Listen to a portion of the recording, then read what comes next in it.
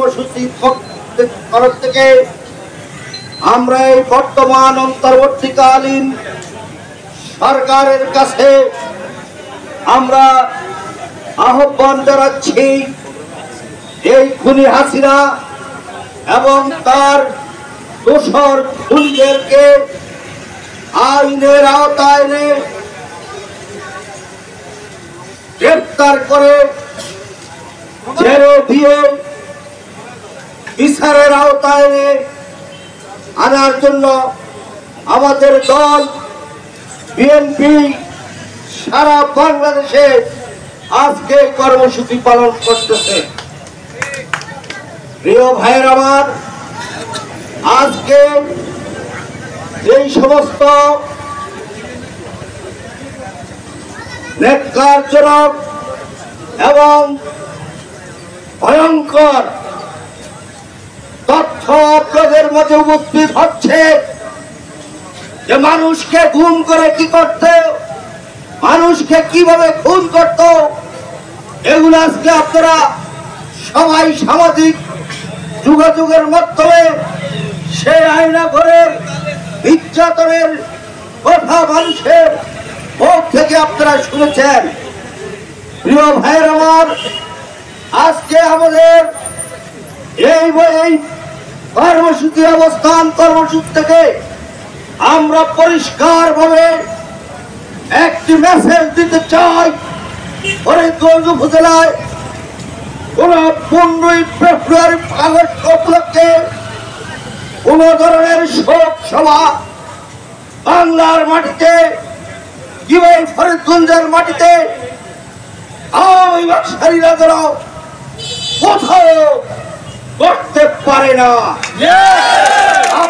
তাদের ওপর তৎপরতা এই 15ই আগস্টের কোন মাইকিং, কোন ধরনের অনুষ্ঠান তারা যেন করতে পারে না।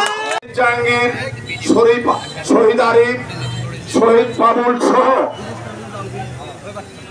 এই স্বৈরাচার বিরোধী আন্দোলনে গত 17 বছরে বিভিন্ন জায়গায় আমাদের যে সকল ভাইয়েরা তাজা রক্ত দিয়ে প্রাণ দিয়েছে, সর্বোপরি গত 35 দিনে বৈষম্য বিরোধী আন্দোলনে যে সকল ছাত্র ভাই এবং জনতা নিহত হয়েছে, সে সকল শহীদদের আত্মার মাগফিরাত কামনা করছি। সংগ্রামী ভাইয়েরা, আমি এই সকল শহীদদের বিচার দাবি করছি এই অবস্থান কর্মসূচি থেকে। পাশাপাশি এই খুনি হাসিনা আমলে যে পিলখানায় আমাদের চৌকস মেধাবী দেশপ্রেমিক সেনা কর্মকর্তা, সেনা অফিসাররা নিহত হয়েছে, পাশাপাশি শাপলা চত্বরে হেফাজতের সমাবেশে যে সকল কোরআনের পাখিদেরকে পাখির মতো নিহত করা হয়েছে, এই সকল নিহতের সকল শহীদের বিচার এই অবস্থান কর্মসূচি থেকে খুনি হাসিনার এই রক্ত বিভেষ খুনি হাসিনার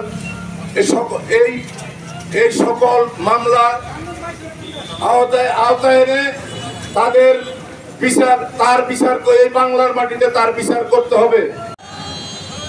এই বাংলার মাটিতে অনেক মায়ের বুক খালি হয়েছে, অনেকে হত্যা করেছে, অনেকে গুম করেছে।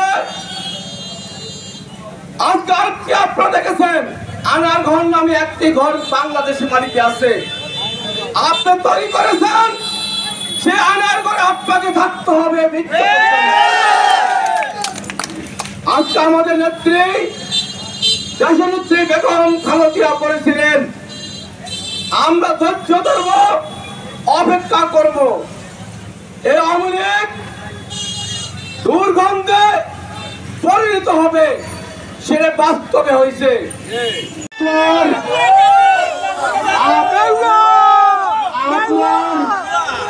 আপনার এই দেশের চোরাই পথে তারা যে প্রধানমন্ত্রী হয়েছে চোরাই পথে, সেই শেখ হাসিনা কোথায়? আমি জানতে চাই এই শেখ হাসিনা ওয়াজেদকে বিশ্বের কোন শান্তিপ্রিয় দেশ তাকে আশ্রয় দিবে না। তার স্বামীর দেশ ভারত তাকে ওইখানে আশ্রয় দিয়েছে।